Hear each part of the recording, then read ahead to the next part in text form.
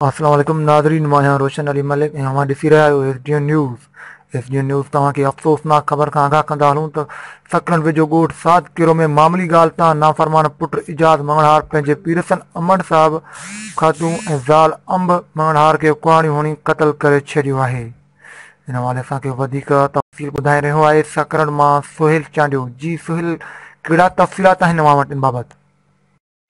अजय रोशन, जीअं त सक़रंड वेझो ॻोठ सांदकीरो में मामूली ॻाल्हि तां नाफरमान पुट एजाज़ मङणहार पंहिंजे पीरसन अमड़ साहब ख़ातून ज़ाल अंब मङणहार खे कुआड़ियूं हणी क़तल करे छॾियो।